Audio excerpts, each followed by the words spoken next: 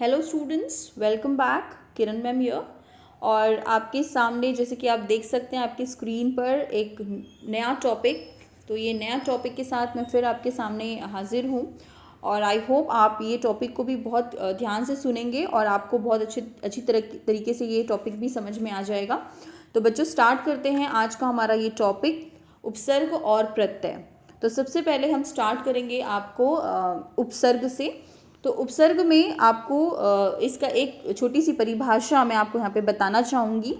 उपसर्ग शब्दों के वे अंश हैं जो किसी शब्द के आरंभ में लगकर उसके अर्थ को बदल देते हैं। तो आपको एक चीज़ ध्यान में रखनी है कि उपसर्ग जो होता है वो हमेशा किसी भी शब्द के आरंभ में लगता है, ना कि पीछे लगता है। ओके, स्टार्टिंग में लगता है, शब्द के पीछे नहीं लगता बल्कि वो शब्द के स्टार्टिंग में लगता है। और वो शब्द में जब जुड़ता है तो वो शब्द का जो अर्थ है वो चेंज हो जाता है, उसका अर्थ जो है वो परिवर्तित हो जाता है।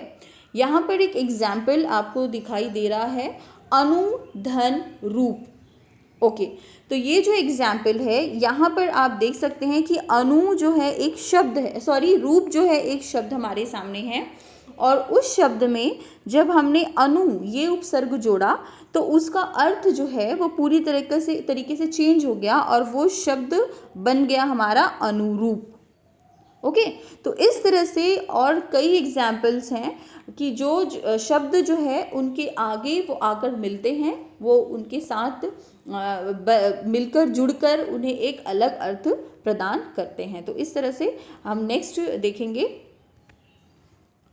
उपसर्ग हमारा। मैं एक छोटा सा डेफिनेशन इसका एक बार रिपीट करूंगी कि उप जो है, उप का मतलब होता है समीप और सर्ग का मतलब होता है सृष्टि करना। यानी कोई भी उपसर्ग जो होता है वो किसी भी शब्द के समीप आकर एक नए अर्थ की सृष्टि करता है, नए अर्थ की रचना करता है। तो किसी शब्द के समीप आकर नया शब्द बनाना ये है जो शब्दांश शब्दों के आदि यानी आरंभ में जुड़कर उनके अर्थ में कुछ विशेषता ला देते हैं, वे उपसर्ग कहलाते हैं। अब यहाँ पर हमने देखा उपसर्ग और उसका एक डेफिनेशन एक एग्जाम्पल देखा हमने।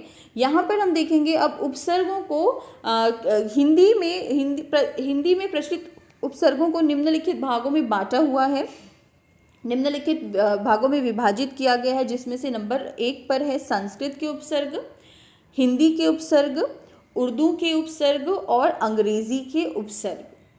तो अब यहाँ पर सारे उपसर्गों को हम थोड़ा उसके एग्जाम्पल, उसके उदाहरण को हम यहाँ पर देखेंगे। सबसे पहले हम देखते हैं संस्कृत के उपसर्ग। ओके, तो यहाँ पर हम देख सकते हैं संस्कृत के उपसर्ग कौन कौन से हैं। सबसे पहले मैं आपको वो बता देती हूँ। तो यहाँ पर उपसर्ग होता है अति, उप, नी, परि, प्रति। ओके, तो ये जो है वो संस्कृत के उपसर्ग है और इनके अलावा भी कुछ संस्कृत के उपसर्ग है जो आगे हम देखेंगे। सबसे पहले यहाँ पर हम ध्यान देंगे कि अति, और ये एक बात और मैं आपको बताना चाहूँगी कि जितने भी उपसर्ग होते हैं वो सारे उपसर्ग अर्थपूर्ण होते हैं, उनका अर्थ होता है। ऐसा नहीं है यहाँ पे अति दिया हुआ है तो अति का कोई अर्थ नहीं होता। अति का अर्थ भी यहाँ पर आप देख सकते हैं, एक जो है कॉलम में यहाँ पर दिया हुआ है। अति यानी अधिक होता है, उसका अर्थ ऊपर भी होता है। तो अति, जब ये शब्द में हम रिक्त जोड़ते हैं, यहाँ पर आप देखिए अति, धन, रिक्त, अतिरिक्त। जब रिक्त में हमने अति जोड़ दिया तो वो हो गया अतिरिक्त। उसी प्रकार से उपचार, उप, धन, चार, चार ये शब्द है और इसमें उपसर्ग जाकर जुड़ रहा है उप, तो वो हो जाता है उपचार। यानी टोटली अलग जो है इसका अर्थ निकल कर आता है। चार जो अंक होता है और उप का अर्थ होता है निकट या गौण। तो उप और चार जब ये दोनों चीज़ें मिलती है तो वो अलग अर्थ देती है। उपचार यानी कि ट्रीटमेंट, ओके, अलग अर्थ देती है। यहाँ पर हम नेक्स्ट देखते हैं बंध। एक शब्द है बंध, जब उसमें नी उपसर्ग जुड़ता है तो वो हो जाता है निबंध। उसी तरीके से परि, परि जो है ये जन वाले शब्द में जुड़ता है तो वो हो जाता है परिजन। उसी तरीके से प्रतिधनकूल, ये हो जाता है प्रतिकूल। तो इस तरह से यहाँ पर हम देख सकते हैं कि किस तरह से ये शब्दों में परिवर्तन होता है। नेक्स्ट हमारे सामने है, हम देख सकते हैं संस्कृत के कुछ और उपसर्ग, उसका एग्जाम्पल के साथ मैं आपको यहाँ पर बताऊंगी। दुर, तो दुर में जब चार जुड़ा तो वो हो गया दुराचार। दुर धन चार, दुराचार। अब यहाँ पे देखते हैं हम, दुर धन जन, दुर्जन। दुर धन गम, दुर्गम। दुर धन दशा, दुर्दशा। नेक्स्ट निर, तो निर्धन अपराध, निरपराध। निर्धन जन, निर्जन। निर्धन आकार, निराकार। निर्धन गुण, निर्गुण। उपधन देश, उपदेश। उपधनहार, उपहार। उपधन मंत्री, उपमंत्री। उपधन वन, उपवन। नेक्स्ट अब हम देखेंगे हिंदी के उपसर्ग। अब जिस तरह से संस्कृत के उपसर्ग थे वहाँ वहीं पर अभी हम देखते हैं हिंदी के भी कुछ उपसर्ग हैं। जैसे कि अ, तो अ का अगर हम अर्थ देखें तो अ का अर्थ होता है अभाव से या निषेध से, यानी कोई भी जो है वो विपरीत अर्थ देने वाली चीज़। जैसे छूत, तो छूत में अगर हम अ जोड़ते हैं तो वो हो जाता है अछूत। भाव, भाव में अ जोड़ेंगे तो अभाव। काल में अ जोड़ा जाएगा तो अकाल। ठीक है। उसी तरह से नंबर 2 पर है नी, तो नी में जब हम डर में जब हम नी जोड़ते हैं तो वो हो जाता है निडर। अनपढ़। कु में हम मति जोड़ेंगे तो कुमति। अध में अगर पका में अगर अध जुड़ा तो अध पका। पका शब्द अर्थ देता है कि कोई भी चीज़ पक चुकी है, लेकिन जब हम उसमें अध जोड़ते हैं तो वो हो जाता है अध पका। नेक्स्ट अधन भाव, अधन छूता, अछूता। अधन टल, अटल। अधन था, अथा। उसी तरह से नी से नी धन गोड़ा, निगोड़ा। नी धन डर, निडर। नी धन हत्या, निहत्ता। नी धन कम्मा, निकम्मा। अन, तो अनमोल। अनपढ़, अनबन। इस तरह से कुछ शब्द हैं। अब हम देखते हैं अरबी फारसी के भी कुछ उपसर्ग हैं यहाँ पर, जैसे कम, तो ये जब हम इनको बोलेंगे जब, तो हमें इनके उच्चारण से समझ में आएगा कि ये शब्द जो है अरबी फारसी के उपसर्ग जोड़े हुए हैं। जैसे कि कम, तो कम समझ, कमज़ोर, कम उम्र, कम अक्ल, कम बख्त। खुश, खुश मिजाज, खुशबू, खुश नसीब, खुश दिल, खुद किस्मत, खुशहाल। आगे देखेंगे हम जैसे गैर, तो गैर जिम्मेदार, आपने सुने होंगे ये शब्द।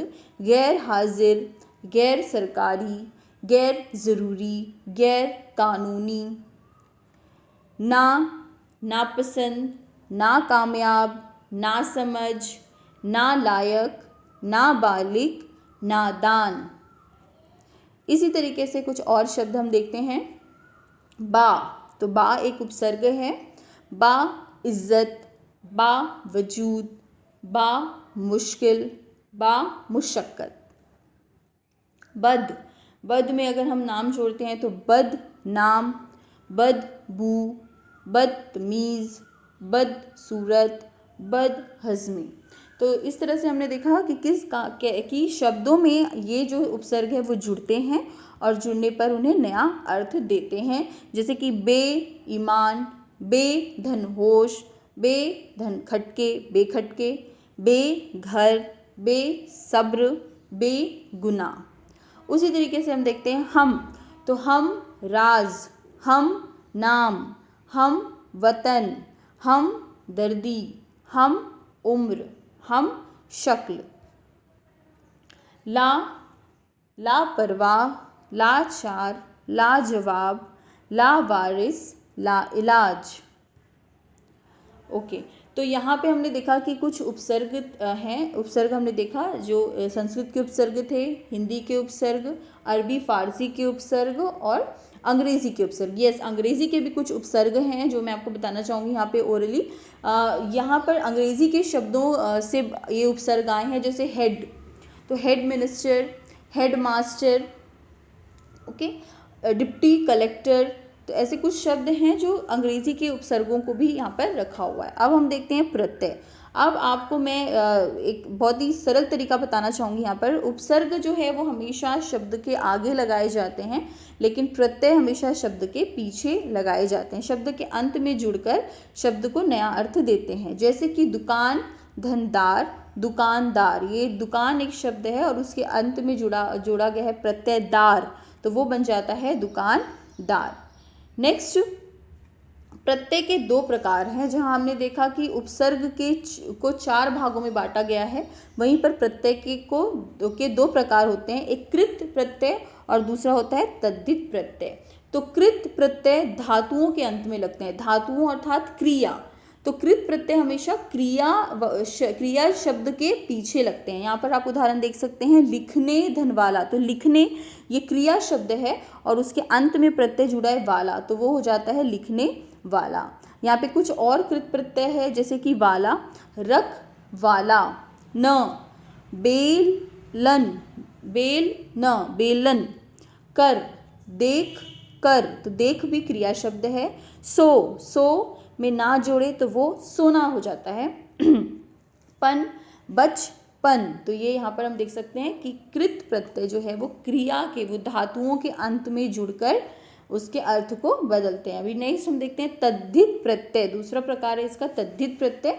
तो जिस प्रकार कृत प्रत्यय धातु शब्दों के अंत में लगते हैं, क्रिया शब्दों के अंत में लगते हैं, उसी तरीके से तद्धित प्रत्यय जो है वो संज्ञा, सर्वनाम या विशेषण जैसे शब्दों के पीछे लगकर उसका अर्थ बदलते हैं। जैसे कि पत्र, धनकार, पत्रकार। अब पत्र ये शब्द संज्ञा है और उसके पीछे लगा हुआ है कार, तो वो हो जाता है पत्रकार। नेक्स्ट यहाँ पर हम देखेंगे कुछ और तद्धित प्रत्यय के उदाहरण। क, तो यहाँ पर पाठ, धन क, पाठक। आ, भूख, धन आ, भूखा। प्यास, धन आ, प्यासा। वान, दया, धनवान। गुण, धनवान, ये विशेषण शब्द है। एरा, चचेरा, मौसेरा। इक, धार्मिक। तो इस तरह से ये जो शब्द हैं प्रत्यय के शब्द हैं। मैं फिर से आपको एक बार बताना चाहूँगी, दोनों चीज़ों में आपको कंफ्यूज नहीं होना है। उपसर्ग हमेशा शब्द के प्रारंभ में लगते हैं और प्रत्यय हमेशा शब्द के अंत में लगते हैं। उपसर्गों को 4 भागों में विभाजित किया गया है, हिंदी के उपसर्ग, संस्कृत के उपसर्ग, अंग्रेजी के उपसर्ग और अरबी फारसी के उपसर्ग। उसी तरीके से प्रत्यय को 2 प्रकारों में बांटा गया है। एक होता है कृत प्रत्यय जो क्रिया के अंत में जुड़ता है, और एक होता है तद्धित प्रत्यय जो संज्ञा, सर्वनाम और विशेषण शब्दों के अंत में जुड़ता है, और जुड़ने के बाद वो शब्दों को एक विशेष अर्थ यानी एक अलग अर्थ प्रदान करता है। तो आई होप स्टूडेंट्स आपको ये इसके जो अंतर है ये समझ में आ गया होगा, इसके उदाहरणों को आपने अच्छे से समझ लिया होगा। तो नेक्स्ट वीडियो के साथ मैं फिर हाजिर होंगी, तब तक के लिए student thank you so much and keep learning.